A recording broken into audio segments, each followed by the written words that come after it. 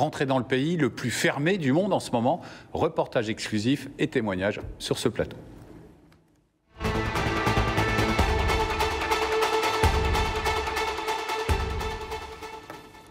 Et il est avec nous sur ce plateau, Marc de Chalvron. Bonsoir. Avec Romaric Moins, qui n'est pas là ce soir. Vous faites donc partie des tout premiers journalistes français à avoir réussi à pénétrer dans ce pays. On a évidemment beaucoup de questions à vous poser. Également sur ce plateau, Rabi Alayek. Bonsoir. Vous êtes fondateur de Souria Ouriya, organisation d'opposants au régime syrien de Bachar el-Assad. Membre fondateur, un des membres. Membre fondateur. Alors on va parler de tout ça et d'abord on va regarder 10 minutes d'images exceptionnelles pour constater par vous-même ce qui se passe réellement à l'intérieur de la Syrie. Regardez et on en parle ensuite, messieurs.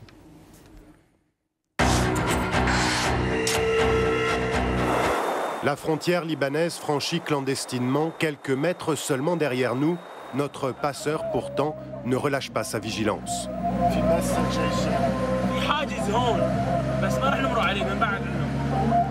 Éviter à tout prix les soldats de l'armée syrienne, les milices du régime qui contrôlent les grands axes du pays. Il faut pour cela parfaitement maîtriser les chemins de campagne, si petits soient-ils. Premier arrêt perdu dans une oliveraie et premier contact déjà avec des hommes armés, des déserteurs de l'armée de Bachar el-Assad. Ça, c'est un RPG ramené par des dissidents de l'armée régulière. Maintenant, c'est à nous, à l'armée libre. Nous sommes entre 1000 et 1200 soldats dissidents dans la région de Koussaïr. Et il y en a encore plusieurs qui tiennent les checkpoints qui nous ont rejoints récemment. Grâce à Dieu. Ce sont ces hommes armés, justement, qui nous escortent jusqu'à notre prochaine étape. Sur deux, manifestement. La route porte les stigmates, en tout cas de la puissance naissante de l'armée syrienne libre.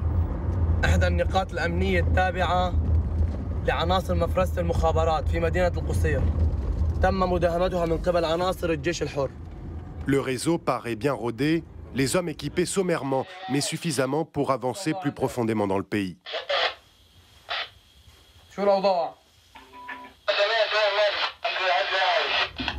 La voie est libre, direction donc la ville d'Al-Koussaïr.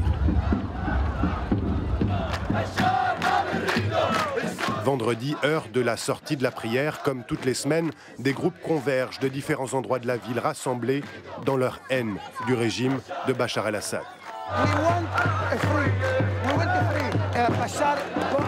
On veut la liberté. Bachar el-Assad doit partir de Syrie. Il doit partir.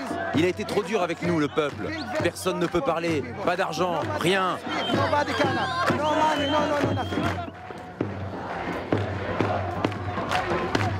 Ils sont 15 000 ce jour-là sur les 40 000 habitants de la ville à battre le pavé.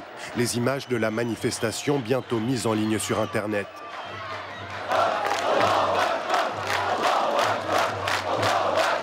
« 15 000 personnes à défier Bachar el-Assad et ses sbires, pourtant bien présents partout dans la ville. »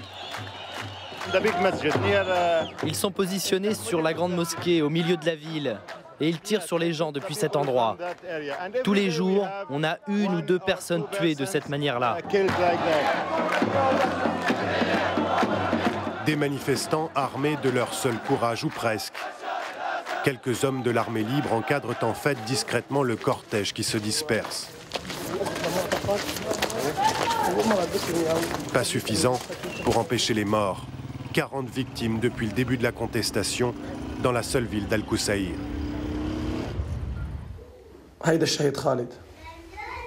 Khaled, 20 ans à peine passé, membre actif du mouvement, a été fusillé d'une balle dans la tête alors qu'il marchait dans la rue. Sa mère n'a que ses yeux pour pleurer aujourd'hui. Son frère, une colère pour se soulager. C'était une personne simple, très modeste. C'était un adulte, oui, mais avec un cœur d'enfant. Ne montrez pas mon visage. Dès qu'un visage apparaît sur un écran, ils envoient des gens pour l'égorger. Ils ont peur. Ils ne veulent pas que la vérité éclate. La peur, les enfants ne la connaissent pas manifestement au diapason de la résistance.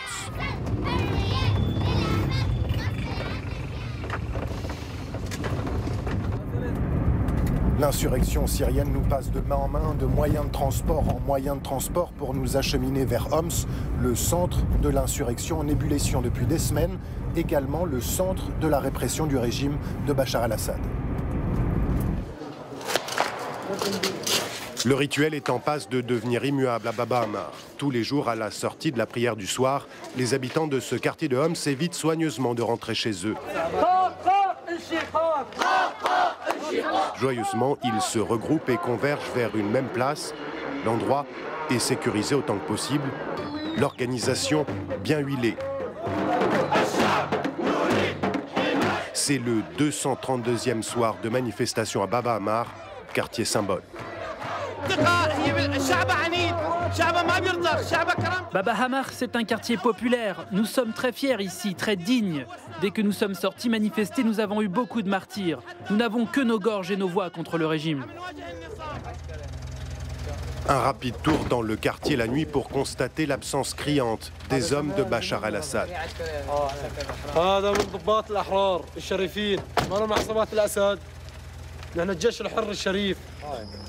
Les soldats de l'armée libre sortent la nuit à Baba Ammar, chargés, disent-ils, de protéger la population autant que possible. La journée, ils ne laissent sortir personne, mais la nuit, ils ne peuvent plus très bien viser. Le plus grand nombre de victimes, c'est dans la journée. La nuit, les choses sont plus faciles pour nous. On peut se déplacer. Sinon, de jour, on ne pourrait jamais être ici. Baba Ammar, occupé pendant 15 jours en octobre par l'armée régulière, connaît une période de calme relatif. Mais la menace résonne régulièrement dans la nuit syrienne. Vous entendez? C'est un mortier de portée de 7 km. Il est tombé sur Baba Siba. Et pourquoi est-ce qu'il ne tire pas sur Baba Ammar? Il vise quartier après quartier. Et en ce moment, il vise Baba Siba et les zones autour. Mais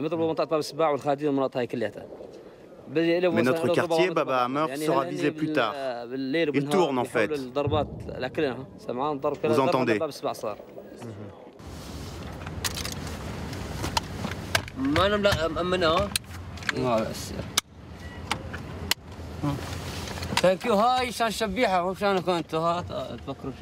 Le lendemain matin, Firas nous embarque pour une virée en ville. Firas, c'est un peu le journaliste de la résistance, celui qui filme et met ses images sur Internet. Il tient à nous montrer l'ampleur des destructions. Regardez, c'est le résultat du pilonnage des milices d'Assad.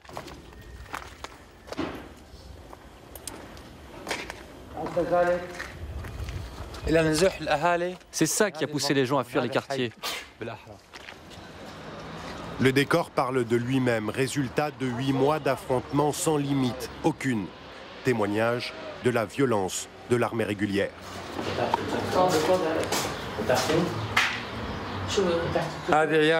Ça, c'est un calibre 23 mm anti-aérien. C'est avec ça qu'il combat son peuple.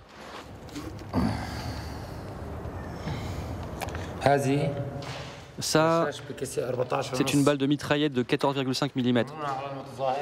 C'est ce type de balle qui est tirée sur les manifestants, sur les maisons, sur les bâtiments.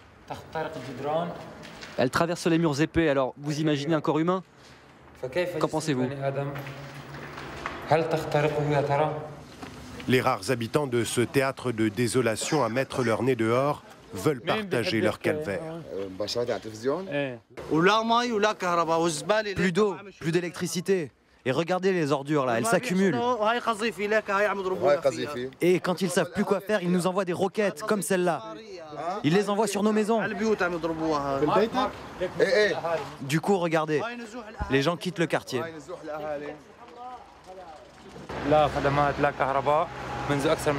On n'a pas d'eau, pas d'électricité depuis 2 mois. Toutes ces ordures que vous voyez. Et là-bas, regardez, ce sont les sbires de Bachar al-Assad. Homs, ville détruite et assiégée, totalement encerclée par l'armée syrienne. 11 checkpoints autour du seul quartier de Baba Ammar, comme une menace permanente sur la ville. Les barrages de l'armée libre à l'entrée du quartier, équipés de leurs seules armes légères, paraissent bien vulnérables face à une telle armada.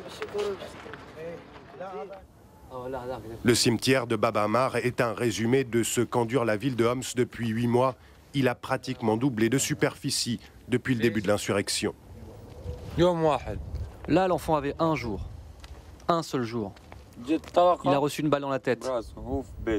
Il était dans les bras de sa mère, chez lui. Un seul jour. Le peuple a une certaine énergie. Et quand il n'en peut plus, il explose face à ses dirigeants. Quand ils sont incapables de bien diriger leur peuple et de leur accorder la liberté qu'ils réclament. Il a suffi de prononcer le mot liberté pour qu'ils nous envoient les chars. En Syrie, la liberté a un prix. 120 morts à Bab Ammar, plus de 3500 victimes dans tout le pays depuis le mois de mars. Un bilan qui va forcément s'alourdir, mais que le peuple syrien semble prêt à payer, déterminé à se débarrasser de Bachar el-Assad. Voilà,